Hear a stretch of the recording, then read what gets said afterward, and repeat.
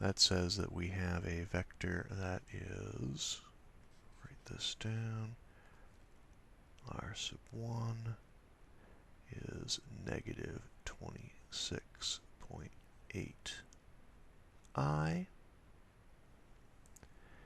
and get the other direction.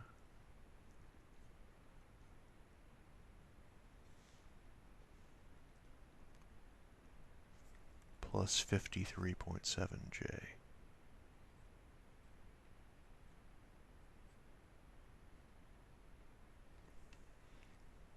So that defines for us two of the vectors immediately. When we look at the vector analysis, vector positional analysis equations in the book, relevant section of the book, or the notes that were provided to you, remember that they are defined in terms of three vectors, which the book identifies as A, B, and C. Unfortunately, of course, this is a 4-bar link, so how do we figure out three vectors to use? So, if we have those vectors, what we can do is go ahead and add an r sub d, a diagonal vector, running across here, and we can note that r sub d is equal to r sub 0 plus r sub 1. Since we already have those vectors identified, we can add those together and say that r sub d is going to be equal to negative 146.8i plus 53.7j. We can calculate the length of r sub d by adding the squares of those two components and taking the square root.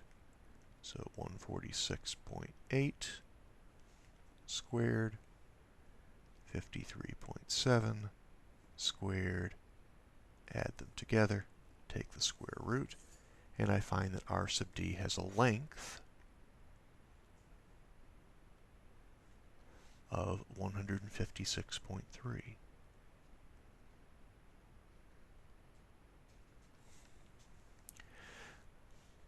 Probably doesn't show up that great on the screen. Sorry, guys. Let me try and turn the light off. That's a little better. The last thing that we can do that probably makes sense, it's always good to do easy things that make sense, is to calculate the unit vector that represents the direction of r sub d. You remember that the unit vector r sub d u is going to be equal to r sub d divided by the length of r sub d. So the unit vector will be 146.8 divided by 156.3. So negative 0.94i plus 53.7 divided by 156.3, 0.34j.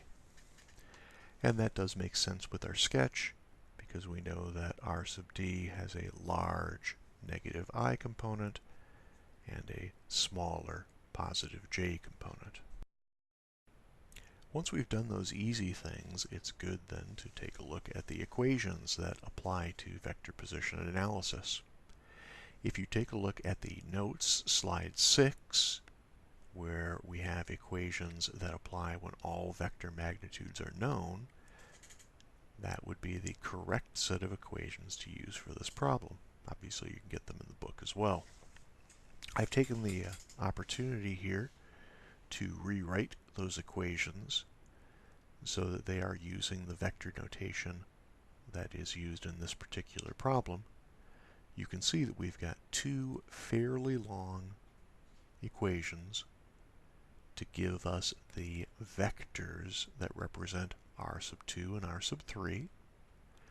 Each of these equations has fairly similar portions, so we can go through and calculate the easy parts of it, meaning the parts that are used in more than one equation, and save those as individual components. Makes it a little bit easier than just plugging everything for one equation into your calculator, solving, and then doing the exact same calculations for the next one. So please take a couple of minutes and do that, and then we will take a look at the answer. So hopefully you have taken the opportunity to go through the actual number crunching. I'll refer you to the posted solution document on Canvas, or to the actual solution as written in the book to verify this. But we find that r sub 2 is equal to 137.6i plus 25.8j. If I go back and take a look at my sketch, I can see that this makes reasonable sense. I do have a large positive component for the r sub 2 vector, and a reasonable sized positive component for j. r sub 3 I calculated as 9.2i minus 79.4j. This is a little bit more problematic from the sketch. I certainly have a large negative j component, so that makes good sense. But because I didn't measure this and sketch it perfectly, I can't be quite certain from the sketch that my vector makes sense. So how can I verify this? Well, one thing to do is to go back to the base equation. R sub 0 plus R sub 1 plus R sub 2 plus R sub 3 equals 0. If I add all of those vector components together, now that I have them all, I should end up with a 0 answer. And note that this means that the x's and the y's, or the i's and the j's, will be independently 0. If I add all the I components together, I should get 0. If I add all the j components together, I should get 0. Another thing that I can do, and that I would suggest that you try as good practice, is go ahead and verify that the lengths of these vectors are correct, just as we did when we were calculating r sub d up here in the preliminaries. That gives you then a good degree of confidence that your base calculation is correct. If you calculate these and they match the knowns of the problem, we're in pretty good shape. So that concludes doing this problem. I would urge you, if you only watched the video, please go back, take the opportunity to actually work the problem by yourself using the notes or the equation from the book. There is no substitute for practicing this. In addition, if you want to see what I think is a somewhat easier method of solving this kind of problem, please review the posted video for sample problem 2.7, which uses the dot product method. Thanks very much for your attention, and I look forward to seeing you in the next class.